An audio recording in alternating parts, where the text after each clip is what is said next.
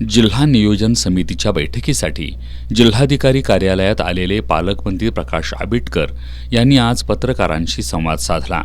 यावेळी बोलताना त्यांनी दैनिक सामनाच्या लेखावर खासदार संजय राऊत यांनी उपमुख्यमंत्री एकनाथ शिंदे यांच्यावर केलेल्या टीकेचा समाचार घेतला। महायुतीचं सरकार चांगल्या पद्धतीनं काम करत असून यामध्ये कोणी मिठाचा खडा टाकण्याचं काम करू नये अशा शब्दात त्यांनी खासदार संजय राऊत यांच्यावर टीका केली। खरं तर सामनातला लेख आणि त्याच्यावरचं भाष्य हे फार मोठं आपण बोलणं उचित होणार नाही। सरकार अत्यंत चांगल्या पद्धतीने काम करतंय।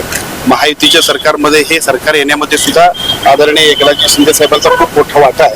त्यामुळे साहजिकच अत्यंत चांगल्या पद्धतीनं चाललेल्या कामाला मिठाचा खडा टाकायचं कोण काम करत असेल तर त्याकडे आपण दुर्लक्ष करूने आपलं काम। केंद्रीय अर्थसंकल्पामुळे देशातील सर्वच नागरिक सुखावलेत। केंद्रीय अर्थसंकल्प म्हणजे सर्व क्षेत्रांना सुखावणारा अर्थसंकल्प असल्याचंही त्यांनी सांगितलं। कोल्हापूर हद्दवाढ संदर्भात विरोधी कृती समितीनं आज पालकमंत्री आबिटकर यांना निवेदन दिलं। कोल्हापूरची हद्दवाढ सर्वांना विचारात घेऊन व्हायला पाहिजे।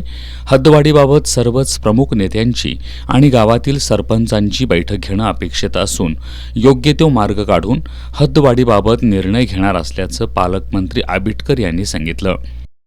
त्याबाबत सर्वच प्रमुख नेत्यांशी आणि त्या भागातल्या किंवा त्या ज्या हद्दवाढ व्हायच्या त्या सगळ्या त्या विभागातल्या प्रमुख सरपंच महोदय आणि सर्वमान्य लोकप्रतिनिधींच्या बरोबरची बैठक घेणं अपेक्षित आहे।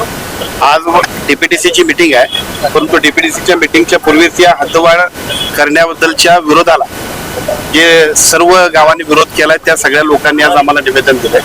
या सर्व निवेदनाचा सुद्धा विचार करावा लागला आहे। हद्दवाढ व्हायला पाहिजे, परंतु ती सगळ्यांच्या विचारानं व्हायला पाहिजे। त्यामुळे लोकप्रतिनिधींना स्थानिक नागरिकांना विश्वासात घेऊन आपण याबाबत योग्य तो मार्ग काढणं उचित होईल, त्या पद्धतीचाच निर्णय आम्ही घेऊ।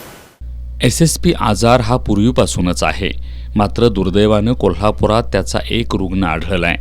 GBS रुग्णांची संख्या मर्यादित करण्यात सरकार यशस्वी होत असल्याचं पालकमंत्री प्रकाश आबिटकर यांनी सांगितलं।